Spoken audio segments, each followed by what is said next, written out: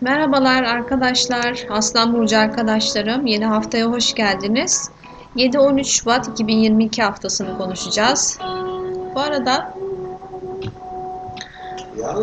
biraz müzikle yayın yapmak durumunda kaldım. Çünkü çok fazla gürültü var. Aşırı derecede rahatsız oldum. Şimdi bakalım Aslan Burcu arkadaşlarım. Sizde neler var? Biraz sesini kısayım.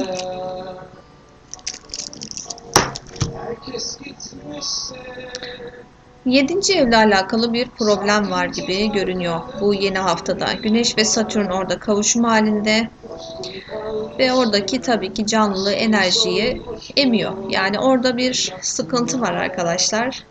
Eşle ya da ortakla alakalı bir durum var yani. Tabii sizin yöneticiniz de Güneş olduğu için odak noktanız tamamen karşı tarafta diye çıkmış. E, Bunun dışında iş ve hizmet alanınızda bir gezegen yığılımı var. O noktada zaten siz uzun zamandır tıkanmıştınız, problemler yaşamıştınız. Şimdi orada açılmalar söz konusu ve 8. evinize çok güzel bir açı atmış. Yani kariyer alanınız ve 8. ev yani ödemeler ya da toplu paralarla alakalı güzel gelişmeler yaşanacak diye çıkmış arkadaşlar. Belki bir miras konunuz da olabilir bu dönemde ya da prim usulü çalışıyor olabilirsiniz ve oradan çok güzel kazançlar elde edecek olabilirsiniz diye çıkmış. Fakat burada Jüpiter ve Neptün'ün yakınlaşması burada bazı yanılsamaları da getiriyor maalesef. Yani orada birazcık kendimizi çimdiklememiz gerekiyor açıkçası. Yani çok güzel, çok güzel paralar geliyor ya da çok güzel bir kredi çıktı gibi durumlarda belki daha sonrasında hayal kırıklıkları yaşanabilir diye ufak bir uyarı yapmak istedim size. Aşk hayatımıza bakacak olursak, aşk konusunda da yine aynı şeyi söyleyeceğim ben size. Aşk ve çocuklar konusunda. Ee, Burada çok güzel tanışmalar, beraberlikler olabilir. Ama dediğim gibi ben daha sonrasında ben böyle tanımamıştım, bilmemiştim diyeceğiniz durumlar da ortaya çıkabilir. Ee, Evlilikle alakalı konunuzu söyledim arkadaşlar. Satürn de orada zaten. Orada birazcık sıkıntı olabilir. Fakat bu açı zaten biliyorsunuz Güneş orada durmayacağı için daha yumuşayacak. Yani daha stabil ve güzel hale gelecek diye göstermiş. Şimdi bakalım Deste neler söyleyecek Aslan Burcu arkadaşlarım için.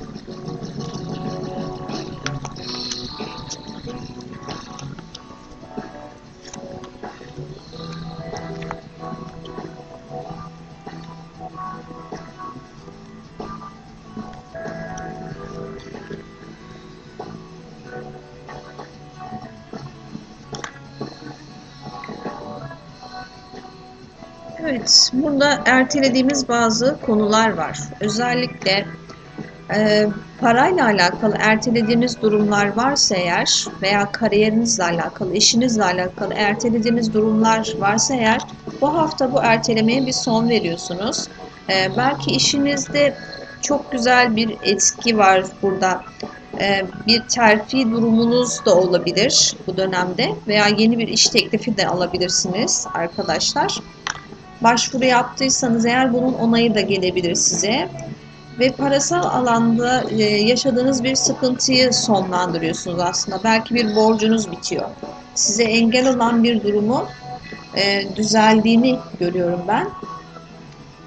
Evlilik hayatınızla alakalı da burada bir sorunun artık çözüm aşamasına gelindiği, belki doğru hareket ettiniz ve doğru hareket etmenizin mükafatı olarak da bu sorun artık çözüme doğru gidiyor diye çıkmış.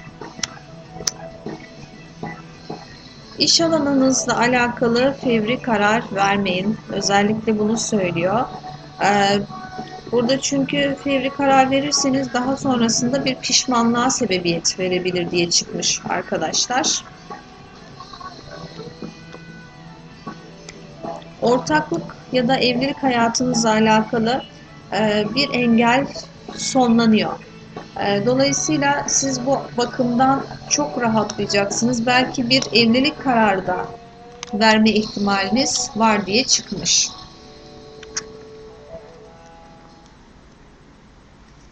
Acı çektiğiniz, size sıkıntı veren bir durum. Sabırla beklediğiniz, artık sabırsızlanmaya başladığınız bir durum çıkmış burada arkadaşlar. Gecikmeli bir haberiniz, daha öncesinden gelmesi gereken bir haberiniz. Ama ben birçok Aslan Burcu'nun evlilik hayatıyla alakalı sorununun olduğunu ve artık bu hafta itibariyle de bu sorunun çözüme ulaştığını görüyorum arkadaşlar. Belki birçok Aslan Burcu arkadaşım da bu dönemde bir evlilik kararı verecek. Bu arada kartları göstermemişim size. Yani ilişki hayatınızda bir ciddiyet söz konusu bu dönemde. İmzalanan bazı evraklar görüyorum. Yani aslında daha çok evlenmekle alakalı durumlar çıkmış burada. Evet, gecikmeli bazı durumlar olmuş olabilir. Ama artık bu dönemde daha ciddiyetle bir şeylere yaklaşacağınızı göstermiş deste arkadaşlar. Şimdi zaten duygusal hayat içinde bakacağız. Daha çok iş ve evlilik hayatınızla alakalı çıktı zaten.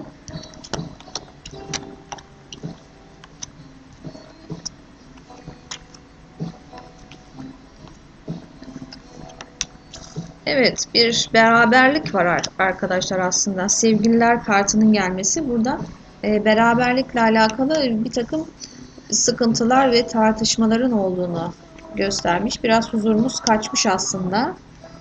Bir türlü düzelmeyen durumlardan bahsediyor. Sürekli aynı şeyler, kısır döngü olan durumlar. Ama bu durum geçici. Özellikle haftanın sonuna doğru bir takım gelişmeler yaşarsınız. Havada duran, bir türlü oturmayan bir ilişkiden bahsediyor. Fakat bu durum şifalanacak diye göstermiş arkadaşlar. Belki de üçüncü bir kişinin varlığı maalesef ki bu sebeple belki de bozuldu aramız.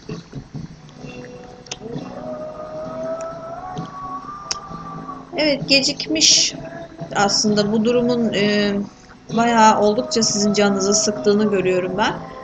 Fakat bu durum şifalanacak. Şifalanırken de bazı deptebelerden geçecek, tabii ki tartışmalar olacak vesaire. Böyle durumlar var. Ama sonuçta bir affediş ve beraberlik, özellikle şu anda hayatımızda olan kişi, tam bir kopuş yaşamadığımız bir kişiden bahsediyor. Demek ki hayatımızda birisi var ama bazı sorunlar yaşadık. Bu sorunlar bu hafta itibariyle çözüme doğru gidiyor diye göstermiş arkadaşlar. Hayatımda kimse yok diyen Aslan Burcu arkadaşlarım için bakalım durum nedir? Çok fazla dedikodu ve kötü niyetli insanların varlığından bahsediyor. Ama size bir ilişki fırsatı var arkadaşlar. Bu dönemde bir ilişki fırsatı olacak diye gösteriyor. Bir tanışma. Bazı arkadaşlarım için de yine aynı şekilde geçmişte kalan, yani tam bir kopuş yaşamadığımız bir kişinin dönüşü. Ama hiç ilişkim yok, gönlümde boş diyorsanız size bir ilişki fırsatı da var demiş bu hafta için özellikle. Tabi deste, her zaman söylüyorum, zaman vermez. Ama çok uzun zamanda vermez. O yüzden haftalık olarak yorumluyorum ben. Demek ki yani bu hafta olmasa bile yakın bir zamanda bir ilişki fırsatınızın olacağını söyleyebilirim arkadaşlar. Bu haftalık açılımımız böyle arkadaşlarım. Tekrar yeni açılımlarda da görüşürüz. Hepinizi çok seviyorum. Kendinize iyi bakın. Hoşça kalın.